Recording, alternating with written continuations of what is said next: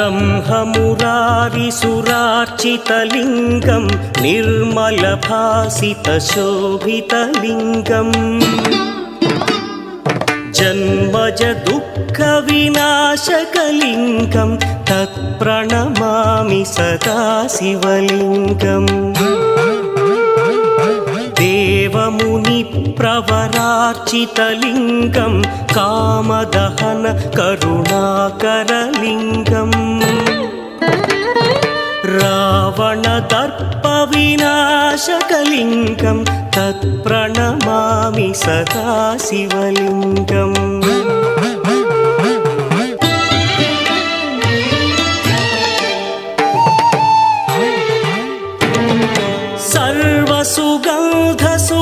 सर्वसुगन्धसुलेपितलिङ्गं बुद्धिविवर्धनकारणलिङ्गं सिद्धसुरासुरवन्दितलिङ्गं तत्प्रणमामि सदा शिवलिङ्गं कनकमहामणिभूषितलिङ्गं फणिपरिवेष्टितशोभितलिङ्गम् दक्षसुयज्ञविनाशकलिङ्गं तत्प्रणमामि सदा शिवलिङ्गम् कुङ्कुमचन्दनलेपितलिङ्गं पङ्कजहार सुशोभितलिङ्गम् सञ्चितपापविनाशकलिङ्गं तत्प्रणमामि सदा शिवलिङ्गम्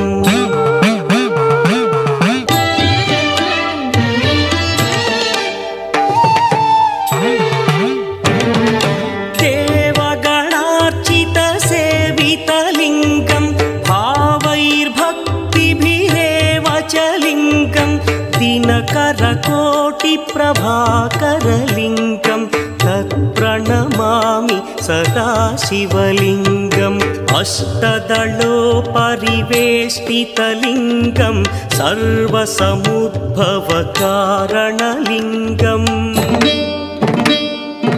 अष्टदरिद्रविनाशनलिङ्गं तत्प्रणमामि सदा शिवलिङ्गम् सुरगुरुसुरवरपूजितलिङ्गं सुरवनपुष्पसदार्चितलिङ्गम् परमपदं परमात्मकलिङ्गं तत्प्रणमामि सदा शिवलिङ्गम् त्रिदलं त्रिगुणाकारं त्रिनेत्रं च त्रियायुधं त्रिजन्मपापसंहारम् एकबिल्वं शिवार्पणम् त्रिशाखैः बिल्वपत्रैश्च अच्छिद्रैः कोमलैः शुभैः तव पूजां करिष्यामि एकबिल्वं शिवार्पणम् कोटिकन्या महादानं तिलपर्वतकोटयः काञ्चनं शैलदानेन एकबिल्वं शिवार्पणम् काशीक्षेत्रनिवासं च कालभैरवदर्शनं प्रयागे माधवं दृष्ट्वा एकबिल्वं शिवार्पणम् इन्दुवारे व्रतं स्थित्वा निराहारो महेश्वरा नक्तं हौष्यामि देवेश एकबिल्वं शिवार्पणम् रामलिङ्गप्रतिष्ठा च वैवाहिककृतं तथा तटाकादि च सन्तानम् एकबिल्वं शिवार्पणम् अखण्डबिल्वपत्रं च आयुतं शिवपूजनं कृतं नाम सहस्रेण एकबिल्वं शिवार्पणम् उमया सह देवेश नन्दिवाहनमेव च भस्मलेपन सर्वाङ्गम् एकबिल्वं शिवार्पणम् सालग्रामेषु विप्राणां तटाकं दशकूपयो यज्ञकोटिसहस्रस्य एकबिल्वं शिवार्पणम् दन्तिकोटिसहस्रेषु अश्वमेधशतक्रतौ कोटिकन्या महादानम् एकबिल्वं शिवार्पणम् बिल्वानां दर्शनं पुण्यं स्पर्शनं पापनाशनम् अघोरपापसंहारम् एकबिल्वं शिवार्पणम् सहस्रवेदपाठेषु ब्रह्मस्थापनमुच्यते अनेकव्रतकोटीनाम् एकबिल्वं शिवार्पणम् अन्नदानसहस्रेषु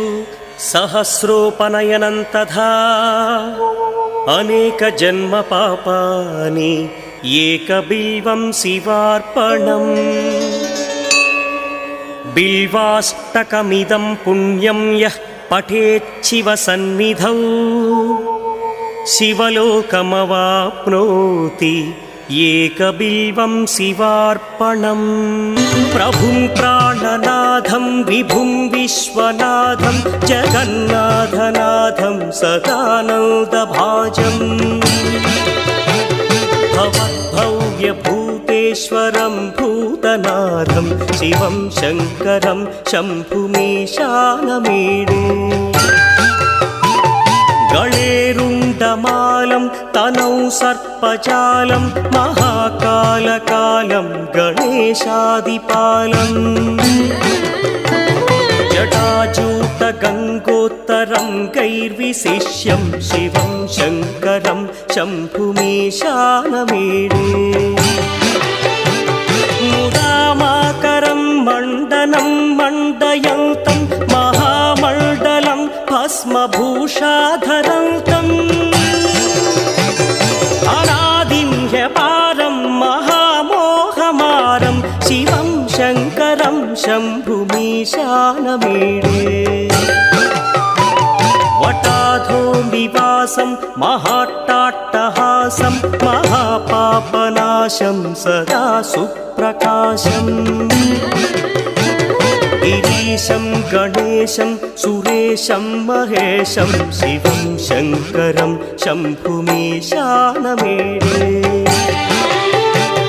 गिरीन्द्रात्मजा सङ्गृहीतार्धदेहं गिरौ संस्थितं सर्वदा पन्नगेहम्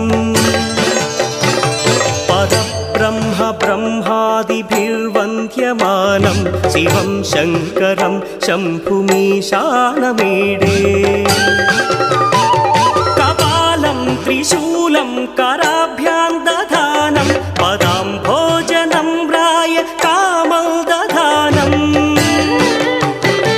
बलिवर्धयानं सुराणां प्रधानं शिवं शङ्करं शम्भुमीशानमीडे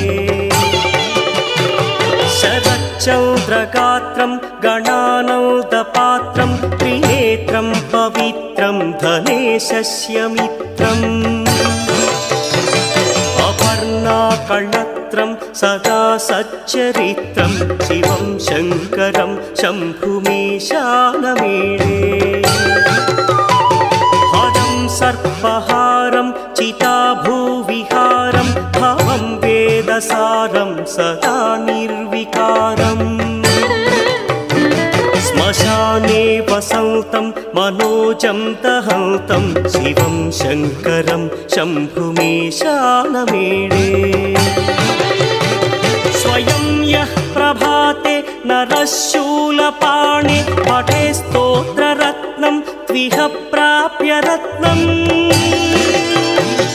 सुपुत्रं सुधान्यं सुमित्रं कणत्रं विचित्रैः समाराध्य मोक्षं प्रयाति।